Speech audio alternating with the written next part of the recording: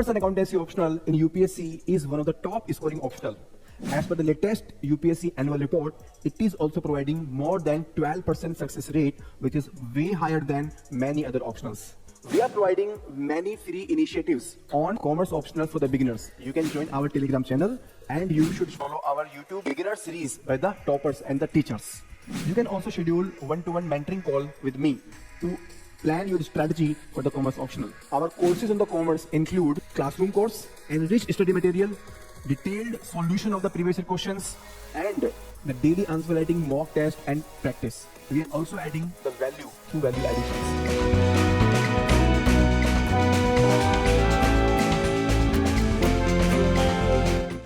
Hello, my name is Madhav Agarwal, and this year I have secured rank 211 in UPSC Civil Services examination.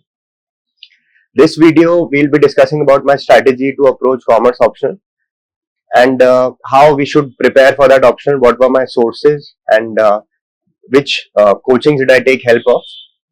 In the end, we'll also discuss the frequently asked questions by students for this option. सबसे पहले एक बार discuss करेंगे कि मैंने optional क्यों चुना था.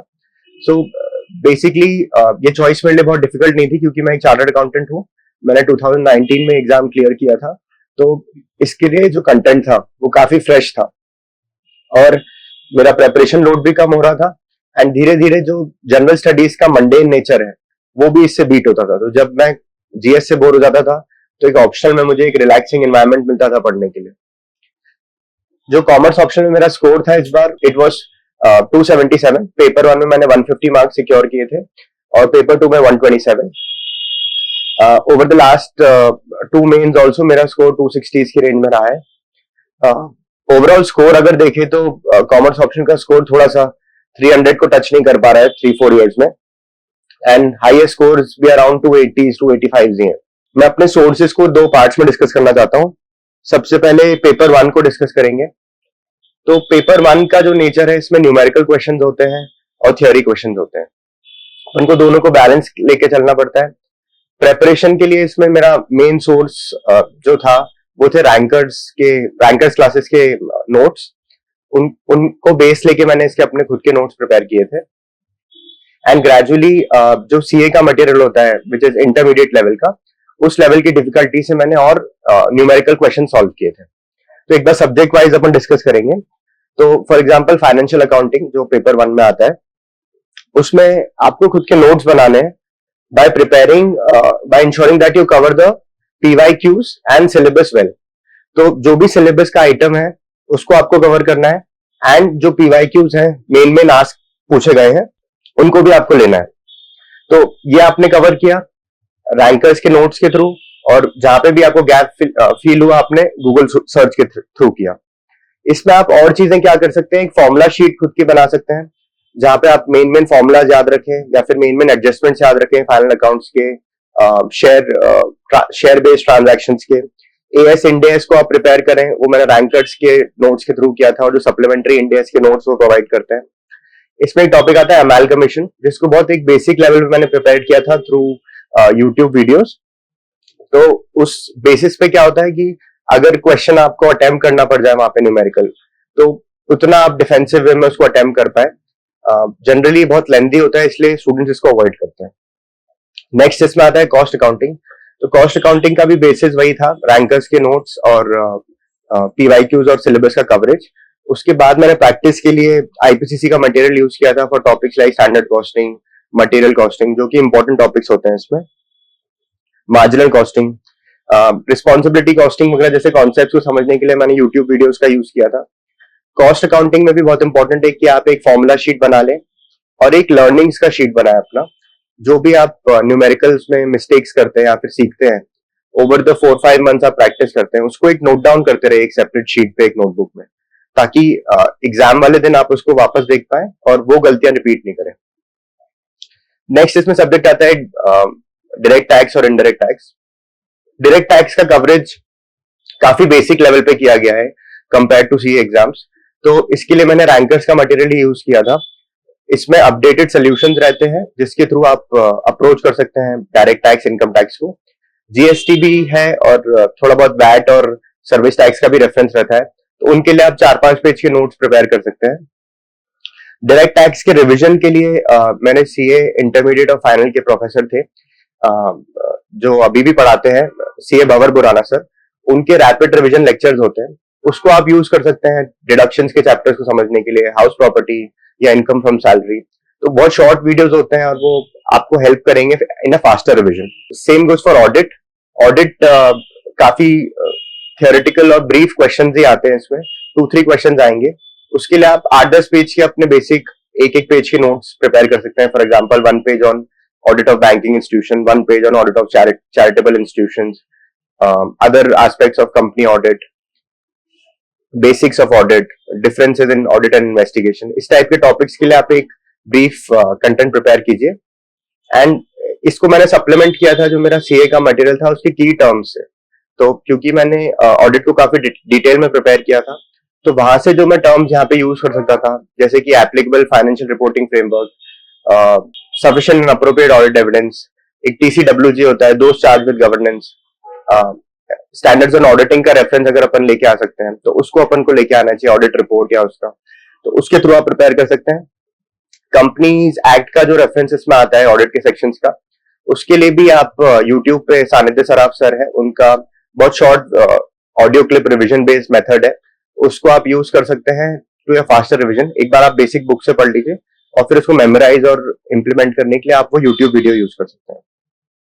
Next aspect इसमें आता है फाइनेंशियल मैनेजमेंट। फाइनेंशियल मैनेजमेंट का भी सेम रेफरेंस था, रैंकर्स के नोट्स, इंटरमीडिएट मटेरियल के जो प्रैक्टिस मैनुअल्स आते हैं उसके पीडीएफ्स, ताकि एक एडिशनल प्रैक्टिस आपको मिल जाएगी कि उस लेवल के बियॉन्ड क्वेश्चन जनरली नहीं आएंगे।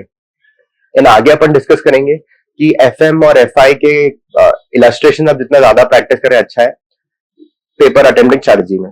जो फाइनेंशियल इंस्टीट्यूशंस और फाइनेंशियल मार्केट्स वाला सेक्शन है, उसके लिए मैंने मटेरियल जैसे रैंकर्स का और गूगल सर्च का ज्यादा यूज किया था। जो भी मटेरियल है उसमें क्या क्या पीवाईक्यूज पूछे जा रहे हैं आप उसको एनालाइज कीजिए और उनको सब्जेक्ट वाइज, सेक्शन वाइज आप प्रिपेयर कीजिए। तो उसके थ्रू ये होगा फायदा कि आप सारे उसके कवरेज ले पाएंगे। वैल्यू एडिशन के लिए आप एग्जांपल्स और करंट अफेयर्स यूज कर सकते हैं। करंट अफेयर्स को बट आपको बहुत ज्यादा डिटेल में नहीं करना है, एक वन लाइनर के थ्रू आपको उसको अप्रोच करना है। फॉर एग्जाम्पल जैसे सेबी ने इम्पोज किया है पेनल्टी ऑन से चोलामंडलम एनबीएफसी, तो ये आप यूज कर सकते हैं in a question which talks about the powers of SEBI, तो ये आप एग्जांपल वहां यूज कर सकते हैं। इसको और डिटेल में आपको नहीं लेना है। Same goes for mutual funds. Mutual funds इसमें टॉपिक कवर्ड होता है, तो म्यूचुअल फंड्स में आप क्योंकि म्यूचुअल फंड इंडस्ट्री किस तरीके से ग्रो हो रही है, तो अभी वो 6 फोल्ड इंक्रीज हुआ है इन द लास्ट 10 ईयर्स। तो एएमएफआई करके बॉडी है जो म्यूचुअल फंड्स को डेटा वगैरह शेयर करती है, तो एएमएफआई को कोट करके आप लिख सकते हैं कि इतना ग्रो कर रही है, इसको आप कंक्लूजन में यूज कर सकते हैं या एक बॉक्स बना के इसको डाल सकते हैं। सेम गोज फॉर कि 15 करोड़ फोलियोज इसके खुल गए हैं म्यूचुअल फंड्स के ओवर द इयर्स, तो ये भी एक स्ट्रेंथ ऑफ म्यूचुअल फंड दिखाता है अपने को। इस तरीके से आपको करंट अफेयर्स यूज करना है पेपर 1 में। Now coming to paper 2 which covers OB, OT, HRM and IR. Paper 1 के लिए जैसे मैंने कोई स्पेशल कोचिंग नहीं ली थी, बट पेपर 2 के लिए मैंने स्टार्ट किया था bye preparing short notes from ranker classes notes. But उसको मेरे को थोड़ा समझने में, सेल्फ स्टडी में थोड़ी दिक्कत आ रही थी, कॉन्सेप्चुअल क्लैरिटी और उसको अप्लाई करने में, रेप्लीकेट करने में आंसर्स में थोड़ा इश्यू आ रहा था। तो उसको सॉल्व करने के लिए सीए गौतम सूद सर है जो कि सारथी आईएएस पे पढ़ाते हैं, उनके मैंने पेपर 2 के क्लासेस देखे थे, तो वो बहुत क्रिस्प और कॉन्सेप्चुअल वे में पेपर 2 के कॉन्सेप्ट को समझाते थे।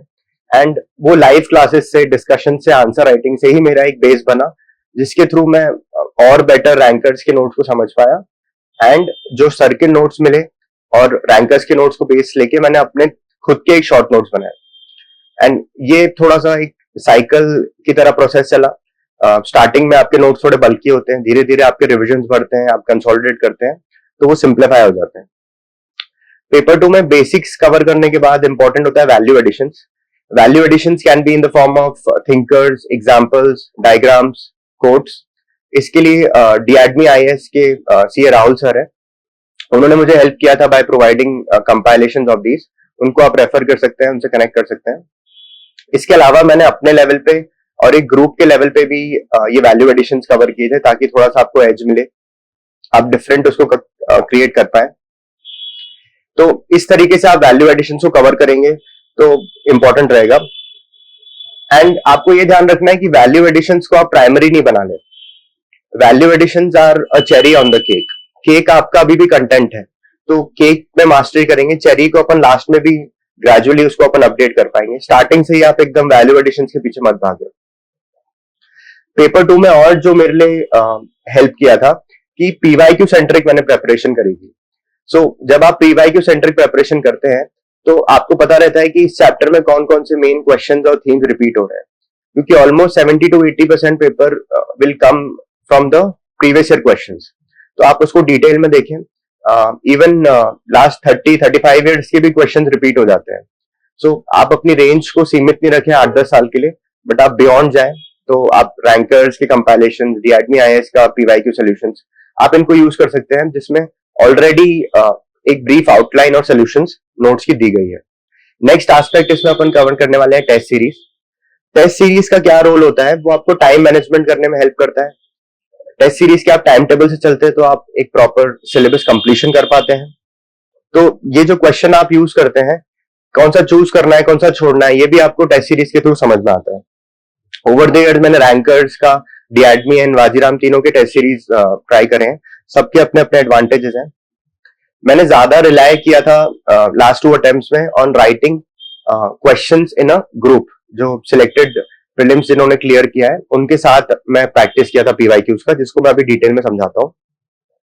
तो आंसर राइटिंग आपको अपने लेवल पे कैसे करना चाहिए, जैसे आप प्रीलिम्स जो लोग क्लियर करें उनके साथ आप एक ग्रुप बनाइए जो सीरियस एस्पिरेंट्स हैं, एंड आप उनको कनेक्ट कीजिए और एक प्लान बनाइए। तो हमने अप्रोच किया था, जैसे ओबी ओटी में यूजुअली 10 चैप्टर्स हैं, तो हमने डिसाइड किया था यार इसको 9 to 11 डेज में एक सब्जेक्ट अपन कवर करेंगे। हर दिन we'll write 4-5 question of 1 chapter. तो एक चैप्टर हम पढ़ के आते थे, उसके 4-5 क्वेश्चन पीवाईक्यू से चूज करते थे जो सबसे ज्यादा रिपीट होने के चांसेस लग रहे हैं, या फिर इंपॉर्टेंट क्वेश्चन हैं, उनको प्रैक्टिस करते थे। एंड देन सब लोग अपने अपने आंसर उसमें अपलोड करके एक टेलीग्राम ग्रुप हमने बनाया था, उस पर अपलोड करते थे। फिर एक दूसरे के आंसर्स, वैल्यू एडिशन को देखते थे, कुछ डाउट्स होते तो डिस्कस करते थे। इसको रिस्पॉन्सिबिलिटी शेयर करके हम करते थे। फॉर एग्जाम्पल एक सब्जेक्ट एक स्टूडेंट ले लेगा, तो he will ensure that he is finding the relevant PYQs जो अपने को लिखना है, चैप्टर वाइज उसको टाइम से पोस्ट करना, एक दूसरे को मोटिवेट करना। इसके थ्रू आई थिंक आप एक major chunk of PYQs cover कर सकते हैं। और अब तो पीवाईक्यू के सोल्यूशन भी आपको मार्केट में और क्लासेस के थ्रू मिल जाएंगे, तो उसको भी आप यूज करके एक मॉडल आंसर अपना तैयार कर सकते हैं कि यार इस क्वेश्चन को मुझे इस तरीके से अप्रोच करना है। नाउ अब जब आप बेटर आंसर लिख पाएंगे, जब आप मेंस में सेम क्वेश्चन आएगा या टेस्ट सीरीज में आएगा, तो आपकी बहुत बेटर प्रैक्टिस हो जाएगी। नेक्स्ट अपन डिस्कस करने वाले हैं paper attempting strategy. Paper attempting strategy commerce option में या फिर स्पेसिफिकली ऑप्शन में बहुत इंपॉर्टेंट हो जाती है, क्योंकि इसमें आपको 8 क्वेश्चन आते हैं 50 मार्क्स के, एंड 8 में से आपको 5 क्वेश्चन ही अटेम्प्ट करने होते हैं। So question 1 and 5 which is short notes, वो कंपलसरी होता है दोनों सेक्शन पे। सेक्शन ए में 4 क्वेश्चन होते हैं, सेक्शन बी में 4। तो आपको क्वेश्चन 1 और 5 कंपलसरी है। उसके बाद आपको 6 क्वेश्चन में से 3 चूज करने होते हैं, but at least 1 out of each section आपको चूज करना है। तो इसको चूज करने के लिए आपको बहुत स्मार्ट अप्रोच ध्यान रखनी पड़ेगी। फॉर एग्जाम्पल पेपर 1 में मैं कैसे करता था, पार्ट ए में स्पेसिफिकली आता है FA, CA, audit and tax, और पेपर 1 के पार्ट बी में आता है एफएम और एफआई। तो इसको अप्रोच करने के लिए आप थ्योरी और न्यूमेरिकल्स को आपको इसमें बैलेंस करके चलना पड़ेगा।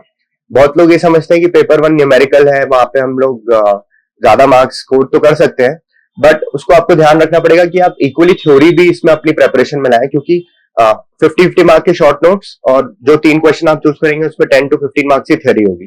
तो अप्रोक्सीमेटली 130 मार्क्स का तो आपको थ्योरी अटेम्प्ट करना ही करना है। सो उस माइंडसेट से आपको चलना है।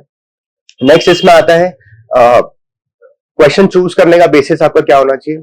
एक तो सबसे इंपॉर्टेंट फैक्टर है इसमें time factor. Question generally easy रहते हैं, इतने डिफिकल्ट क्वेश्चन नहीं रहते, बट उनको solve with in those time limits. आपको 15 मार्क्स मिले हैं, 20 मार्क्स का क्वेश्चन है, तो उसको आपको उसके टाइम लिमिट में सॉल्व करना इज अ चैलेंज। तो आपको एक फैक्टर टाइम का ध्यान रखना पड़ेगा। यूजुअली मैं 10-15 मिनट्स लेता था टू चूज द क्वेश्चन जो मैं अप्रोच करूंगा। थोड़ा उसका रफ में भी सोल्यूशन बना लेता था, और ताकि मैं एकदम श्योर हो जाऊं कि यार ये मेरा आंसर आएगा, and this is how I have to approach this paper. Gradually आप देखेंगे कि इस बेसिस से अगर आप चूज करते हैं तो आपकी एक्यूरेसी की भी ज्यादा चांसेस है और पेपर कंप्लीशन भी आपका टाइम में हो पाएगा। तो एक और इम्पोर्टेंट पॉइंट ये रहता है कि आप क्वेश्चन जब आप चूज कर रहे हैं तो एक बार उसको पूरा कंप्लीटली पढ़ें। कभी कभी क्वेश्चन के एंड में आपको मिलेगा क्वेश्चन तो इजी है बट उन्होंने पूछा है general entry for the last 4 years, उन्होंने पूछा है balance sheet before and after amalgamation. तो इस टाइप की अगर आपसे डिमांड्स हैं क्वेश्चन में तो it might make the paper more lengthy, तो आप उस क्वेश्चन को अवॉइड कर सकते हैं। और ग्रेजुअली आप ये कैसे समझेंगे किस क्वेश्चन को चूज करना है कि नहीं, वो जो ग्रुप बेस्ड आंसर राइटिंग और टेस्ट सीरीज है उसको आप जब पीवाईक्यू उसको प्रैक्टिस करते हैं तो आपको समझ में आता है यार इस 15 मार्क्स को इतनी देर में करना है बट ये तो आधे घंटे से कम में होगा ही नहीं। For example final accounts, for example amalgamation, तो इन क्वेश्चन को यूजुअली मैं चूज नहीं करता था। I use to choose question from the part B which is F M and F I. वहां के क्वेश्चन स्मॉलर होते हैं और वहां पे एक्यूरेसी के चांसेस ज्यादा होते हैं as compare to tax accounts, जहां पे अगर आपने एक मिस्टेक किया तो आपका फाइनल सोल्यूशन भी गलत हो सकता है। तो उसको ध्यान रखते हुए मैं एफएम और एफआई को डिटेल में प्रिपेयर करता था एंड उनकी थ्योरी को भी अच्छे से प्रिपेयर करता था, क्योंकि अगर आप उस पार्ट के क्वेश्चंस न्यूमेरिकल्स करने वाले हैं तो अल्टीमेटली आपको उसकी थ्योरी भी मास्टर करनी पड़ेगी। एक और टिप मैं इसमें देना चाहूंगा कि क्वेश्चन 1 और क्वेश्चन 5 को आप वो 5-10 मिनट्स में नहीं पढ़ें, क्योंकि वो तो आपको अटेम्प्ट करना ही है। कभी कभी वहां पे डिफिकल्ट क्वेश्चंस भी डाले जा सकते हैं कि आपको डिमोटिवेट या फिर आपका एक स्ट्रेस टेस्ट लेने के लिए। पेपर 2 में रहता है पार्ट ए में ओटीओबी एंड पार्ट बी में एचआरएम आईआर। इधर टाइम का इतना इशू नहीं होता है क्योंकि कंपेयर टू पेपर 1 यहाँ पे आप उन्हीं क्वेश्चंस को चूज करें जिसके पास आपके पास ऑर्गेनाइज कंटेंट हो, वैल्यू एडिशन थिंकर्स हो। उस बेसिस पे आप क्वेश्चन चूज करेंगे तो आपके मार्क्स स्कोर करने के चांसेस बढ़ जाएंगे। यहाँ पे आपको शॉर्ट नोट लिखने के लिए 2 पेजेस मिलते हैं, 15 मार्कर्स और 20 मार्कर्स दोनों के लिए 3 पेजेस मिलते हैं।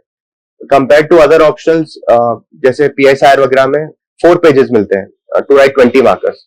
तो यहाँ पे आपको एक एडवांटेज रहता है जब आप 20 मार्कर अटेम्प्ट कर रहे हैं, वहां पे भी आपको 3 पेज लिखना है, 15 मार्कर्स में भी आपको 3 पेज ही मिल रहे हैं, तो एक टाइम का इशू यहाँ पे इतना नहीं रहता है। जनरली लोग ओटीओबी के क्वेश्चन चूज करते हैं for attempting the extra question because usually वहां पे आपके पास ज्यादा थिंकर्स, ज्यादा थ्योरीज होती हैं कोड करने के लिए which can help you score marks. Next मैं डिस्कस करूंगा कुछ मिसलेनियस पॉइंट्स जो मेरे को प्रेपरेशन में हेल्प किए। फर्स्ट इज जीएस के बाद आपको 5 दिन मिलते हैं for preparation of option and language. तो बेटर होगा कि आप उन 5 दिन को एडवांस में ही प्लान कर लें कि किस दिन आप क्या पढ़ने वाले हैं।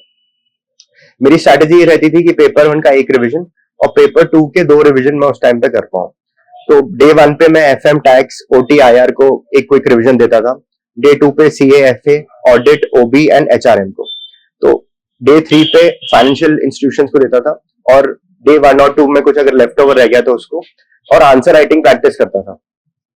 डे 4 पे रिवीजन ऑफ की थिंकर्स, एग्जांपल्स, फॉर्मूले, और डे 5 पे ट्रैवल करना, थोड़ा सा लैंग्वेज के लिए प्रिपेयर करना और कुछ कॉन्सेप्ट्स आपको वापस एक बार देखना है तो उसको ब्रशअप करना। तो इस मेथड के थ्रू आपके एक प्रॉपर रिवीजन हो जाता है। एंड ऑप्शनल की प्रिपरेशन में आपको एक चीज और ध्यान रख सकते हैं कि लैंग्वेज पेपर, जैसे आपका सैटरडे को लैंग्वेज पेपर होता है तो लैंग्वेज के लिए आप एडिक्वेट टाइम तो देंगे, बट जैसे between Hindi and English paper या फिर आपका जो भी चोजन लैंग्वेज है आपको 2 आवर्स का ब्रेक मिलता है।